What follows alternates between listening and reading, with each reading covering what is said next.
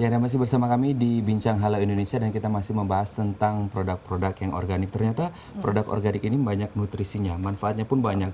Vitaminnya lebih banyak, antioksidan 40% lebih banyak, mengandung flavonoid yaitu senyawa atom karbon yang memang bagus untuk kesehatan tubuh kita, fitonutriem dan kadar nitrat yang rendah sehingga kita terbebas dari serangan kanker. Kita kembali ke Mas Emil. Mas Emil, ini kalau kita lihat ternyata banyak manfaat dari organik ini sendiri. Nah, untuk indikator sebuah produk atau sayuran dikatakan organik ini, indikator detailnya seperti apa sebenarnya? Ya, sebetulnya itu dilihat dari proses lebih banyak ya. Ketika dia melakukan pertanian yang organik, itu dia tidak menambahkan bahan-bahan sintetis seperti pestisida, segala macam pestisida ya, ada fungisida, insektisida dan sida-sida yang lainnya. Dan juga nggak menggunakan pupuk kimia. Jadi yang dianjurkan dari pertanian organik itu adalah dia piara kambing, kerbau, sapi, kelinci, kotorannya itu yang digunakan menjadi pupuk. Dan dari hasil-hasil panennya itu ada yang nggak terpanen, itu yang dikasih makan ke ternaknya. Jadi di situ ada rantainya ya. Ada rantainya. Jadi lebih ramah lingkungan, menjaga air juga supaya nggak teracuni dan terpolusi dan sebagainya. Itu indikator terutama dari sebuah pertanian organik. Cuma memang kesininya menjadi mahal ketika dia harus dibawa ke Jakarta, lalu dikasih label organik dan sebagainya. Disitulah munculnya adanya politik dagangnya. Itulah yang jadi nggak murni lagi. Sebetulnya yang komunitas organik Indonesia sampaikan di sini, organiknya itu bukan produk, apalagi sertifikat dan sebagainya, itu bukan. Tapi organik itu harus dari hati dan pikiran.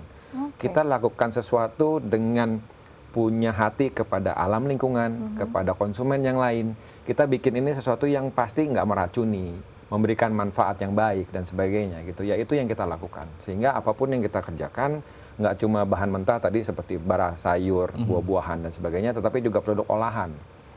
Ada juga selai, ada juga smoothies, jus dan sebagainya. Itu kan banyak yang orang supaya menarik kasih pewarna. Oh iya. Ya kan supaya tahan lama dikasih pengawet. Tapi kan kita tahu sebetulnya itu kan meracuni badan. Ya kalau kita memang bikinnya yang baik dan organik secara hati dan pikiran, kita nggak tambahkan itu. Ya, kalau memangnya 2 minggu atau 3 minggu masuk kulkas terus dia basi, ya basilah, nggak usah jadi awet bertahun-tahun gitu kan. Yang lama-lama yang awet mahal kita. ya, membayar sebuah daya tarik dengan kesehatan gitu ya. Betul. Oke, nah kalau kita bicara tentang tadi sebenarnya prosesnya adalah tidak sama sekali menambahkan hal-hal kimiawi dalam tanaman saat menanam. Sintetis. Iya, sintetis. Nah, sebenarnya bisa nggak sih kita lakukan di rumah? Sangat bisa. Sangat bisa. Jadi tergantung lahan yang kita miliki. Kalau misalnya sangat kecil, itu kan ada pot kecil atau terlepas dari kita bicara organik, itu ada sekarang namanya hidroponik. Bahkan ada aquaponik. Jadi dari kotoran ikannya untuk kasih makan ke tanaman dan sebagainya. Itu jauh lebih baik dibanding kalau sehat, kita beli sayuran di luar yang menggunakan full bahan-bahan kimia sintetis seperti itu, ngeracun dan sebagainya. Itu jauh lebih sehat. Bahkan dari hasilnya itu bisa bagus, nggak cuma dari kita panen terus kita makan, tetapi dari nanamnya juga itu membawa suasana yang baik di hati dan pikiran loh. Jadi katanya orang berkebun itu distressing, dia melepas stres di situ ya. Dari bijinya jadi benih, terus benihnya dipindah, ditanam dan akhirnya blooming, terus dia bisa panen, bisa ngundang temen yang lihat panen yang bagus, dimakan sehari-hari, itu bagus banget. Jadi itu benar-benar menikmati sebuah proses ya? Betul, betul. Yang penting justru kesananya, bukan dari apa yang dia makan. Kadang-kadang kalau lahannya kecil sekali, dia nggak bisa siapkan untuk keluarganya yang banyak misalnya, ya nggak cukup kan. Dia tetap harus beli di tempat lain. Tapi ininya membuat dia sendiri menjadi lebih produktif. Oke, ini bisa penghilang stres juga nih untuk masyarakat di perkotaan ya. Sangat. Bisa jadi solusi. Nah, seperti apa sebenarnya memanfaatkan lahan sempit yang ada di rumah untuk bisa berkebun organik atau yang aquaponik lah ya. Kita saksikan dalam tayangan berikut ini. Melihat perkembangan usaha bahan pangan organik yang bergerak dinamis dengan harga jual yang menjanjikan, mendorong Jessica Indriseska untuk memanfaatkan lahan di rumahnya menjadi kebun mini organik. Meskipun tidak memiliki lahan, namun Indri mampu menyulap balkon rumah miliknya menjadi kebun mini organik.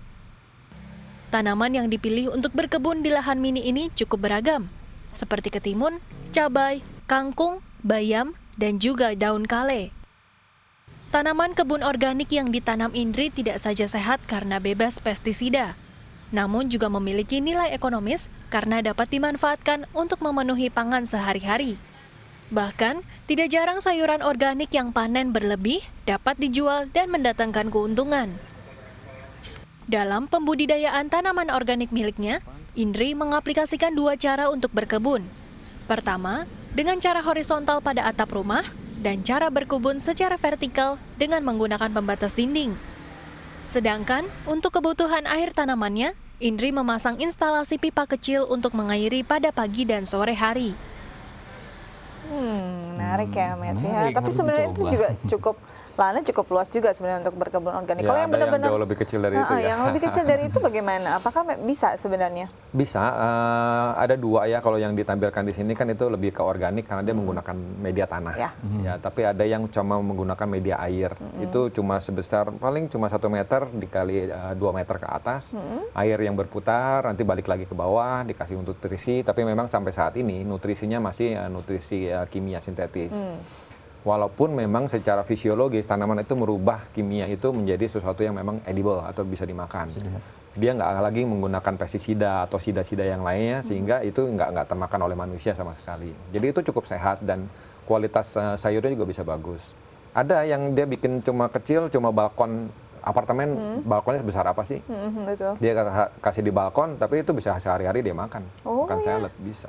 Jadi sebenarnya bagaimana mengolahnya? Tapi sebenarnya kenapa sih petani masih enggan untuk bertani organik? Tadi selain dari ya permainan pasar lah ya, ini tantangannya sendiri apa? Mungkin untuk Sebetulnya petani-petani pemula?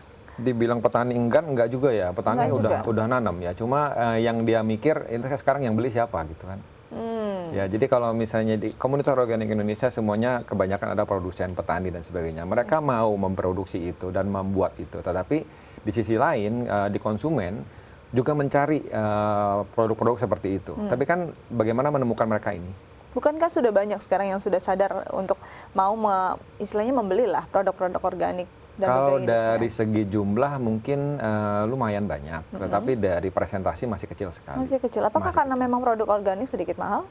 Nah itu pertanyaan yang klasik sekali dari Mbak Dika bahwa itu mahal ya. Sebetulnya kalau di kami terutama ya petaninya atau pengumpul petaninya dia membawa sayur ke Jakarta, taruh di teras rumah, lalu ada konsumen datang belanja murah kok, malah lebih Murah murah ya? daripada kalau belanja di supermarket modern untuk sayuran konvensional, malah lebih murah. Oke, ini kalau kita lihat Berarti ini memang- yang harus dirubah ya pandangan ini ya. Betul, Bahwa organik lebih itu banyak lah Mbak mahal. Dika belanja sama Mas Matt belanja, kan jadi lebih murah lagi harganya. Tapi mungkin kenapa kemudian masuk supermarket dan kemudian stigma masyarakat adalah mahal. Mungkin aksesibilitas. Betul. Iya betul, aksesibilitas. Nah kemudian bagaimana sih, ada nggak cara-cara tips dari Koi ini sendiri untuk yang menjembatani teman-teman yang ingin mengkonsumsi organik untuk jauh lebih mudah? Tipsnya memang diantaranya dengan kita diundang sama DAI TV ini untuk berbicara mengenai organik dan bagaimana orang lebih sehat dengan organik gitu ya. Jadi makin banyak orang yang mencari organik. Mau nggak mau mereka akan mencari dan mau nggak mau yang memproduksi juga akan tercari. Dan nggak perlu masukin ke supermarket. Ya, jadi karena gini, kalau supermarket itu kan menganggap barang organik itu barang spesial, mewah, ya. Jadi dia harus menaikkan harga supaya resikonya terbayarkan. Belum lagi diminta ada label dan sertifikat dan sebagainya itu menjadi lebih mahal. Tetapi ketika masyarakatnya sudah sadar dan mencari di lingkungannya yang memproduksi organik, itu kan akan lebih mudah. Misalnya kita tinggal satu kompleks, saya memproduksi organik atau tadi Mbak Dika memproduksi organik, saya beli langsung dan saya percaya itu kan akan terjadi. Ya, itu yang kita kampanyekan dan kita edukasikan masyarakat lebih luas lagi supaya orang mencari dan nggak mencari yang berlabel, bersertifikat, harus beli mahal dan sebagainya. Memang sebenarnya nggak harus bersertifikat ya Mas ya? Atau seperti apa sih sebenarnya? Nah, nanti Karena banyak bicaranya anggapan orang agak bilang harus sentuh-sentuh bersertifikat. politik tuh kayaknya. Oke, ini menarik ya bahwa ternyata labelnya yang mahal, bukan Iya, sayurannya. labelnya yang mahal. Tapi pemerintah memproteksi, dia kan mau nggak mau harus dengan label itu kan, dengan sertifikat itu Iya. kan. Kita nggak bisa katakan, oh itu nggak perlu, nggak bisa juga. Karena kalau sudah jauh rantainya dan regulasi yang harus turun di situ, mau nggak mau harus ada itu. Tetapi kita mensiasatinya itu juga dengan adakan komunitas berkumpul dan kita juga punya yang namanya community assurance. Jadi kita memberikan percayaan itu berupa asuransinya, dan kita juga mensertifikatkan itu di antara anggota kita. Supaya Jadi itu benar-benar kita sebenarnya percaya. sudah sangat disupport. Kita penasaran dengan kegiatan dari komunitas kalian apa aja, tapi Ya. kita akan bahas setelah jeda berikut ya Mas ya. Oke. Tetap bersama kami di Halo Indonesia.